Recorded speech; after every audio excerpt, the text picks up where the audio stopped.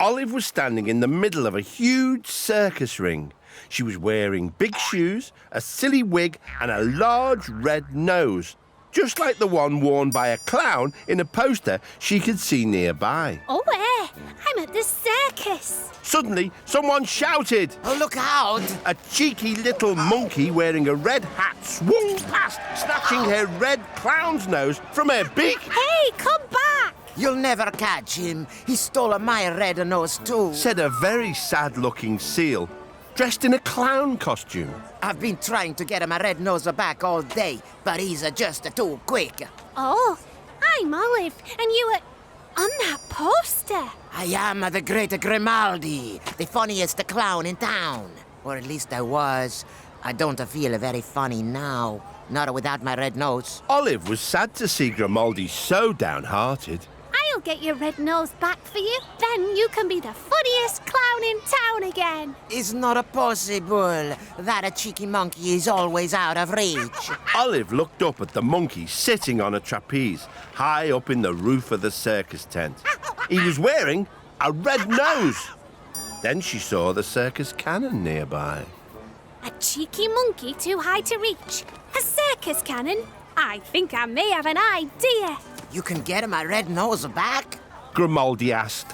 Yes, wish me luck. Suddenly, the cannon went boom, Wow! shooting Olive up into the air like a rocket. Bang! Red nose, here I come. Olive was ready to snatch the red nose back, but as she flew over, the monkey ducked, sending Olive shooting over his head and bouncing off the sides of the circus tent. Luckily for Olive, Grimaldi swung into view on another trapeze and caught hold of her just in time, much to the now watching audience's delight.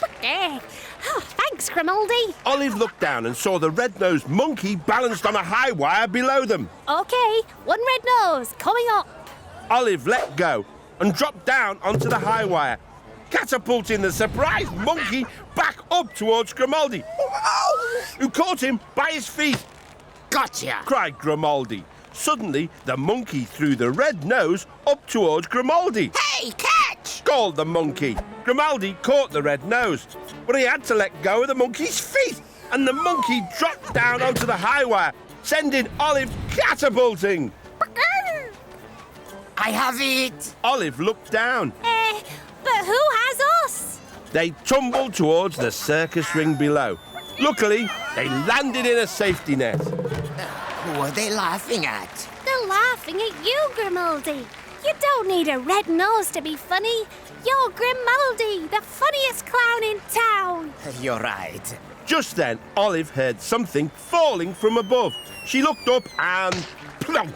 The monkey had dropped her red nose, and it landed right back on Olive's beak. Bravo, Olive. You make a great clown. Well, I do like a bit of clowning around. They both laughed, and as they did, Olive realised it was time to go. Typical Olive, daydreaming again. Said her mum. Pecking? Actually, I've been clowning around in the circus. Your head's been in the sun too long, dear. Said Olive's dad. Her little brother laughed. But Olive wasn't listening. She was already dreaming of her next big adventure. Olive the Ostrich! Olive was standing in a shady forest. There were tall trees everywhere. In front of her was a little teddy bear. She was sitting on a picnic rug and looking glum. Hello there. I'm Olive. Oh, hello. I'm Gloria Honey Bear. I'm having a picnic, but I'm afraid I can't offer you anything to eat. Oh dear, that's a shame. You do seem to have plenty of food, Gloria. Yes, I've got jam, I've got tea, I've got milk, I've got scones, butter, cream, I've got the rug, I've got cutlery, I've got cups, I've got sugar cubes, I've even got napkins, but I don't have any honey. And you can't have a picnic with no honey, not if you're a teddy bear anyway. I see. Well, where do you usually get your honey from? Well, I usually get my honey from the busy bees. Said Gloria as she pointed towards a large beehive. But today the bees have no honey. Oh dear. Said Olive as she walked over to the beehive. Excuse me, busy bees. You're not looking very busy. The bees looked exhausted. Phew, we're just so tired. Buzz the bees. Every time we get back from the flowers with pollen to make our honey, we have to do this long dance to show the other bees where to go. We're just too tired afterwards to make the honey. So what you need is a way to show the other bees how to get to the flowers without doing the directions dance. Oh, yes, please. Olive spotted the bowl of sugar cubes. Some tired bees, a bowl of sugar cubes. I think I may have an idea. Gloria, do you know the way to the nearest flowers? Yes, of course. Olive picked up the bowl of sugar cubes. She and Gloria headed off to the flowers, and as they walked, Olive and Gloria made arrows on the ground out of sugar cubes and did a silly little bee dance just for luck. They made arrow after arrow until they reached a huge flower bed full of beautiful flowers. They quickly hurried back to the hive. Okay, busy bees. Just follow the sugar arrows to find your way to the flowers without doing the directions dance. And when you get back with the pollen, you can make the honey and give some to Gloria for her picnic. Hooray, thanks, Olive. So the bees all buzzed off to the flowers using the sugary arrows to find their way. They collected loads and loads of pollen, flew back to the hive and got to work making honey. Gloria gave the bees her empty honey jar. Would you busy bees mind filling this for me, please? No problem. And they filled Gloria's jar full of sweet-tasting honey. We hope it tastes good. Now you can finally enjoy your lovely picnic. Yes, I've got jam, I've got tea, I've got milk, I've got scones, I've got butter, I've got cream, I've got the rug cutlery, I've got cups, napkins, I've got a huge jar of yummy honey. But now I don't have any sugar cubes, and you can't have a picnic without sugar cubes to put in the tea. You're in luck then. I have 2 cubes left, one for each of our cups of tea. Olive threw the sugar cubes into their cups. She poured in the milk and tea, while Gloria spread butter and honey and cream and jam all over the scones. They had the tastiest picnic ever, and afterwards they did the silly bee dance once more. The bees were so happy they joined in too. Oh, thank you, Olive. You've been the busiest bee of all. Chuckled Gloria. They all laughed, and as they did, Olive realised it was time to go. Typical Olive, daydreaming again. Said her mum. Okay, actually, I've been helping busy bees make honey. Your head's been in the sand too long, dear. Said Olive's dad. Her little brother laughed. But Olive wasn't listening. She was already dreaming of her next big adventure. Olive was standing on a flat green lawn next to a flag. She was wearing a diamond-patterned jumper and was holding a thin metal club. Oh, this is awful. How can I play golf in these conditions? Said a man in a bright pink jumper. He was holding a club, just like Olive's. Hello, I'm Olive. Is everything okay? She asked. I'm Rory, and no, things are jolly well not okay. How can I play a quiet round of golf on my favourite golf course with all these pesky rabbits digging up the place? Olive looked down and noticed that there were lots of rabbits jumping around, digging holes and burrowing all over the golf course. It was chaos! Cake. Oh, I see. Yes, that is a bit of a problem. Too right, Olive. A golf course is only meant to have 18 holes. Now, thanks to these rabbits, this one has at least 418. Oi, you! Clear off! Olive decided to speak to one of the rabbits. Excuse me, why are you rabbits digging up this golf course? You're spoiling things for all the golfers. Well, it's because the farmer next door is spoiling things for us rabbits. He harvested his field of carrots, so now we have nothing to eat. We're digging up this golf course looking for food. Well, you rabbits are making a huge mess. Complained Rory. Maybe there's some way to sort all this out. I'm going to speak to the farmer. Olive went next door to the farm. There she found the farmer standing in a field next to his tractor and plough. He did not look happy. Oh, what is wrong with this tractor? Hello, I'm Olive. Can I help? Oh, hello there. My tractor's broken down, so I can't use it to plough this field and plant new crops. What am I going to do?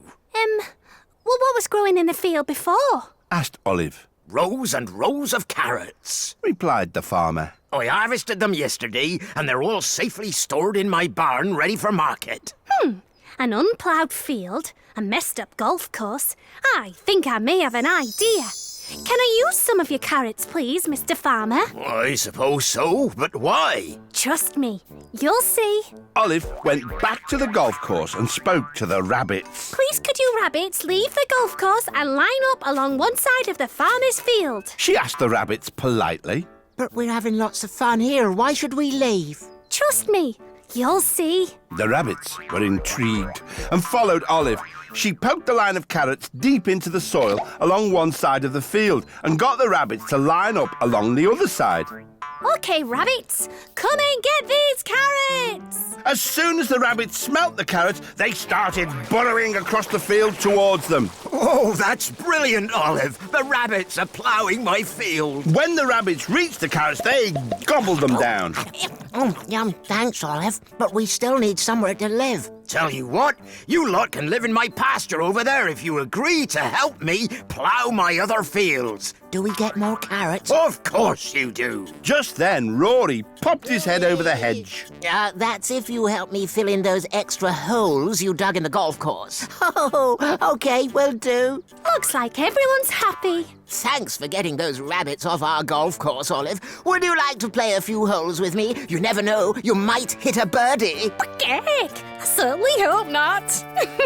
They all laughed, and as they did, Olive realised it was time to go. Typical Olive, daydreaming again. Said her mum. Heck, actually, I've been helping some rabbits fill their tummies. Your head's been in the sun too long, dear. Said Olive's dad. Her little brother laughed. But Olive wasn't listening. She was already dreaming of her next big adventure. She could hear some tinkly music. It was coming from a little white van that was parked nearby, and Olive could see all sorts of things inside the van. Oh, those look tasty. Exclaimed Olive. Olive was wearing a white overall and a special paper hat. She could hear strange grunts coming from inside the van. Hello? Are you all right? Asked Olive, and she reached in through the window to help. Up popped a very cold lady. Thanks. Shivered the lady. I'm Millie Vanilla. I'm Olive. Pleased to meet you. Oh, you're cold. You need to warm up. Oh no, if I do that, my ice cream will melt, and I need it for a birthday party. Ice cream? Yes, it's a very tasty treat, and I don't want to boast, but my ice cream is the very best. She reached into the freezer and scooped some ice cream into a cornet for Olive to taste. I add a secret ingredient. Whispered Millie. And she stuck a stick of chocolate on top. Olive licked the ice cream. It's very tasty. Like I said, the very best. Now I mustn't be late for the party. Would you like to help me? Oh, yes, please. Olive jumped into the van and they drove off. They were nearly there when Olive heard a bang. The van stopped with such a bump that all the chocolate sticks fell out of the window. Olive and Millie got out to see what was wrong. One of the tyres was completely flat. All the air's leaked out. But Millie was more worried about the big brown puddle on the ground. What's worse, all my chocolate sticks have melted in the sun. What am I going to do? At least we still have the ice cream. But how can I get to the party with a hole in my tyre? Olive looked through the ice cream van window and saw the cornets and cherries. Cornets? Cherries? I think I may have an idea. She bit the end off a cornet and stuck it in the hole in the tyre. Then she scooped up the melted chocolate and poured it in through the hole. When the tyre was full, Olive plugged the hole with a cherry. Good as new. Thanks, Olive. And so, with the tyre fixed, they drove to the party. The children cheered as Olive and Millie handed out ice cream cornets, but the birthday boy looked puzzled. Where's my chocolate stick? He asked. Millie began to sniffle. He only likes ice cream with a chocolate stick stuck in it. Well, never mind. Olive told the boy. This is the very best ice cream. Not without the chocolate stick, it isn't. He noticed the mended tyre. Hey, if I can't have a chocolate stick, can I have that cherry? Oh, not that one. Cried Olive. But before Olive could stop him, the boy pulled the cherry out of the tyre. Chocolate sprayed out of the hole, splashing everyone and everything, Oh, no. said Olive. But then she heard the birthday boy laughing. Hey, this chocolate tastes amazing. In fact, this is the very best chocolate in the world. Surprised, Olive and Millie tasted their ice creams. Yum! Yum! I don't want to boast, but he's right. Boasted Millie. Which makes this the very best ice cream in the world. Everyone laughed, and as they did, Olive realised it was time to go.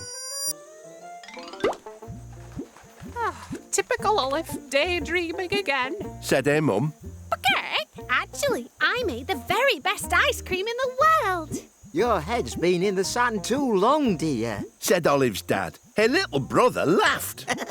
But Olive wasn't listening. She was already dreaming of her next big adventure. Olive the Ostrich! Olive was in a big field. She was wearing a warm scarf and a woolly hat. She was surrounded by huge balloons with baskets underneath them. There were people inside the baskets, and everyone seemed very excited. Olive noticed a sad-looking penguin, so she went over to investigate. Hello, my name's Olive. She said, Is something wrong? Yes. wailed the penguin. I'm Pilot Pete. I was supposed to take part in the Great Hot Air Balloon Race today, but my teammate hasn't arrived and you can't fly a hot air balloon on your own. Well, maybe I can help fly your hot air balloon. Oh, thank you. That would be wonderful. And he helped Olive climb into the basket. Come on, hop in. Watch your feathers. The race started. Pete fired the gas cylinders and the balloon took off, rising high into the sky. They were travelling very fast, and Olive and Pete were soon overtaking all the other balloons. They were up so high, Olive could see for miles, and the town below her was very clear. Ooh, look at that. Oh, we're winning. She spotted lots of houses that looked really tiny from so high up, as well as a school wow. with children waving from the playground. Hello. Suddenly, disaster struck, Oh, no. said Pete. We're running out of gas. We haven't got enough fuel to finish the race. We'll never win now. Olive peered over the edge of the basket. They were getting lower in the sky, and the other balloons were passing them. What are we going to do? Then Olive spied a factory with pictures of springs painted on the side. A hot air balloon? Some springs? I think I may have an idea. Said Olive, pointing at the factory. Can we land over there? Pete landed the balloon in front of the spring factory, and a man wearing a suit came out to meet them. Hello, Said the man. I'm factory manager. Can I help you? Do you have any spare springs that we could have? Asked Olive. Yes, you see these old springs? You can help yourself. Thanks very much. You're welcome. Olive collected 4 big springs and attached them to the bottom of the basket. Then she climbed back into the basket and jumped up and down to make the balloon spring into the air. Oh, what are you doing? Olive and Pete bounced high into the sky and flew over the countryside, each bounce taking them higher and higher. And soon they were overtaking all the other competitors. Bravo, Olive. Shouted Pete as they finished the race in first place. We've won. Olive and Pete were awarded the Golden Wings trophy for being the fastest hot air balloonists ever, Oh, thank you. cried Olive. I might not be able to fly myself, but now at least I've got golden wings. Everyone laughed, and as they did, Olive realised it was time to go.